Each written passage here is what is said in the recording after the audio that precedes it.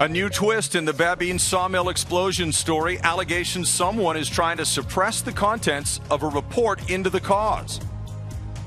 The $6 million man. BC taxpayers paid their legal bills, and now we get our first look at the memo justifying why that happened.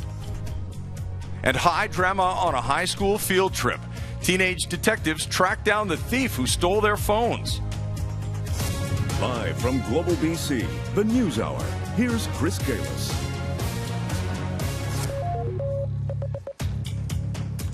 Once again, the News Hour is on the road, broadcasting this time live from the spectacular campus at the University of Northern British Columbia. Good crowd on hand for us. Great to have you watching. We left Vancouver early this morning. 52 minutes later, touchdown in Prince George, situated at the confluence of the Fraser and the Chaco rivers and the crossroads of Highway 16 and Highway 97. Good evening, and thank you very much for joining us, those of you who are at home and here in our makeshift studio. We'll have much more on this central BC jewel and its influence throughout the northern reaches of the province in a moment. But first, a new development in a story that captivated a lot of people here and across the province when it first happened. The Babine Sawmill fire in Burns Lake. In January, the BC Safety Authority released a 10-page report outlining the likely cause of the disaster, and included was a list of general recommendations. But Global has learned there was a lot more to that report than any of us have seen. Where are the other 90 pages? And why would anyone suppress information related to safety? That's what the union representing mill workers wants to know. This was just the first of two deadly explosions at sawmills in central BC. The Babine Forest Mill disaster in Burns Lake killed 2 workers and injured 20 others. Within hours of the blast, dozens of investigators were on scene from various safety agencies trying to determine what caused it, while loved ones of those still missing grew increasingly angry at management. Where were you when everybody was hurt? You've dropped the ball, Finally, in January this year, one of those agencies, the BC Safety Authority, released a brief 10-page report. Not released was a much bigger 97-page document. In fact, after a conference call including 3 government cabinet ministers, Shirley Bond, Pat Bell and Rich Coleman, an email from the Safety Authority to its board members stating, "We are asking that you immediately destroy any copies, excerpts or references to BCSA's full investigation report to prevent inadvertent disclosure." I think it's appalling that you would have ministers of the Crown, Coleman, Bond and Bell, saying destroy evidence or destroy the full report out there when we've got people's lives at risk. Today, the BC Safety Authority said releasing the bigger document could jeopardize an ongoing criminal investigation launched by WorkSafe, and that it will reveal the full report in time. We've had multiple entities in this exercise going through to make sure that we never have one of these again. The Safety Authority is a separate institution, and the Crown is looking after charges on the other side of that. So they're separate and apart from our perspective. Just 3 months after Burns Lake, a second explosion, this one in Prince George, killed 2 more workers and injured 22 others. In the Burns Lake case, the full report by the Safety Authority goes into far more detail about which electrical panels were exposed to dust, where propane tanks were carelessly stored, and it details the numerous smaller fires that appear to have been routine at that mill, details that could help save lives now. The regulations have to be in place, and people have to go and supervise those and inspect them to make sure that we're doing things on a continual basis to make sure the workplace is safe. Just today, the BC Safety Authority completed its full investigation into the Lakeland Mill fire in Prince George and says it will not release its findings in full either for the same reason, a possible criminal charge launched by WorkSafe BC. It also says it's released a 3rd guideline for mill owners and operators to help them identify dangerous work environments regarding dust and possible ignition points. Ted Chernecki, Global News.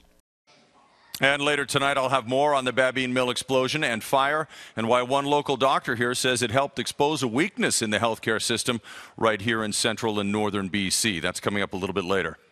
A man who stabbed a teenager to death in Victoria 3 years ago has been sentenced to life in prison with no chance of parole for 10 years, and that sentence has angered the victim's family. The attack was senseless and random, and the judge could have set parole eligibility as high as 25 years. We get more from Kylie Stanton. Walking out of the courthouse, trying to hold back the tears. It's finally over, but that doesn't make things any easier. I just don't think it's fair. I miss him so much. I'm never going to get him back, and he's not even sorry for it. He doesn't care.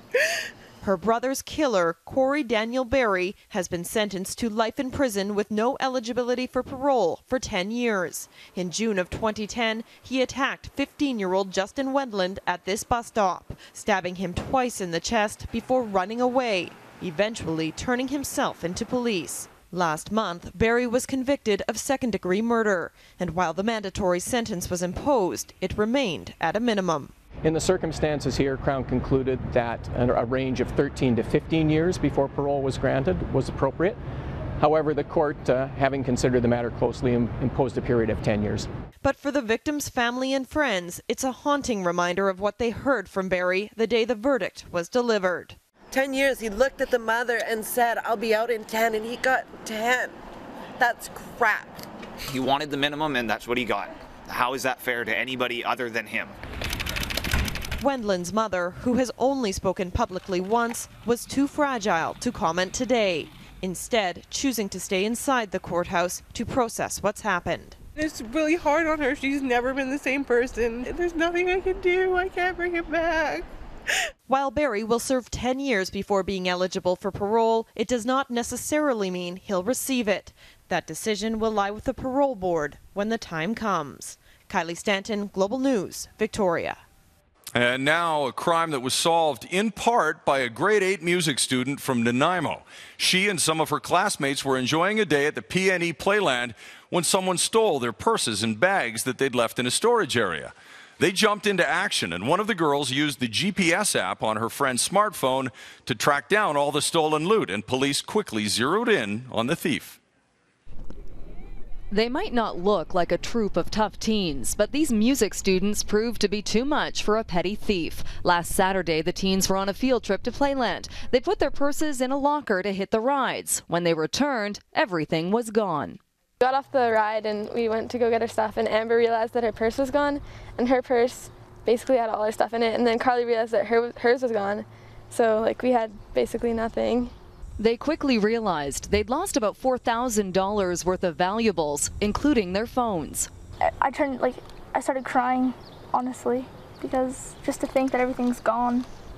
But everything wasn't gone. The girls had split up to go on different rides just before the theft, meaning one still had her iPhone, and she knew exactly what to do. You log into your account on somebody else's phone, any Apple product, and it'll start locating.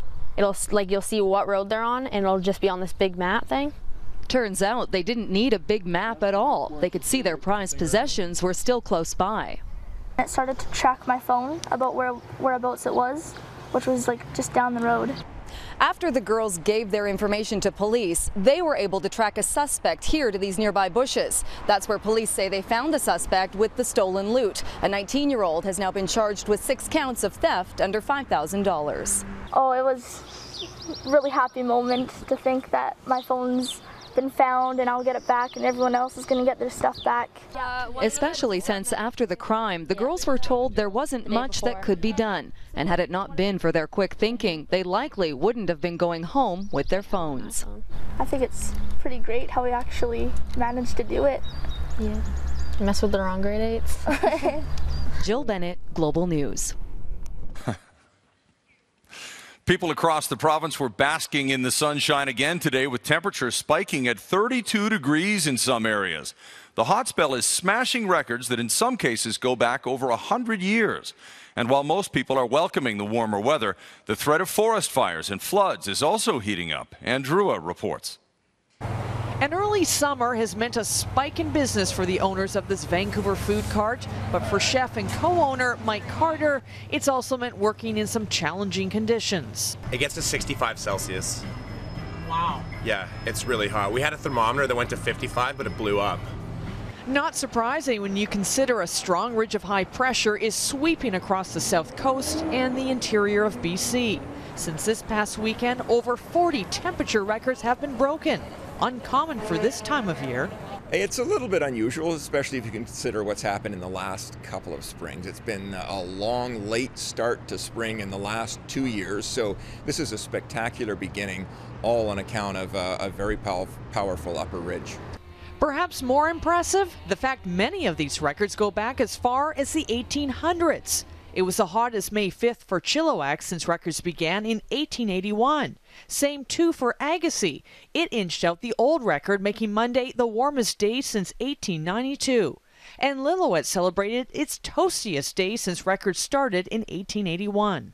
This is a great big summertime ridge of high pressure that's caused the heat across the coast and the interior. It's a feature that's going to stick around for at least another 4 or 5 days here. As much as West Coasters may love basking in the sun, there is a downside. Since April 1st, 132 fires have burned across the province. Compare that to just 97 for the same time frame last year. And all of this year's wildfires have been human-caused, including this recent fire near Spence's Bridge, now 240 hectares in size. Record heat is also leading to the first significant period of snow melt of the season, which means river levels are expected to rise in the next few days, starting in the Okanagan, Central Interior, and Kootenays. For now, though, enjoy the sunshine. The clouds are forecast to roll in come Saturday. Ann Drua, Global News. All right, here we are wrapping it up at Canfor Winter Gardens at UNBC. What a great visit it has been. We've had a great crowd in behind us the whole night. And even up there. Yeah. It's a two-tiered audience. And it was so nice to have Marcus be a part of the broadcast tonight. Did you have fun, Marcus? Yeah. Yeah? Future meteorologist? No, you got better things to do, right? Have you got an agent yet? Huh? No. Well, it sure is nice to have you as part of our show, and Yeah. hopefully it's a memory you keep with you for a while. I think he will. Do you know what he told me before? He's just really, really nervous. So he's a man of few words at this moment. I'm like that every single day at 5:59. No, he's not. Well, it's great to have you, and thanks for a wonderful performance. Yeah. And thanks to everybody who was available and a part of our coverage of some of the big issues up here in Prince George and throughout northern British Columbia. It's been great to learn a little bit more about PG and all the great people that live here. We're going to be in Kelowna tomorrow night. We've got another junior meteorologist who's going to join us there as well. That's right. We want you to join us on the Grand Waterfront Walkway, and we'll be talking obviously about some of the issues that are big in the Okanagan tomorrow as well. After that, we move on to Nelson on Thursday, right at City Hall Plaza. And on Friday, we're back to Victoria on Vancouver Island. But it's been a great visit here in Prince George. Thank you very much. Thanks, Prince everybody. George. Have a great night.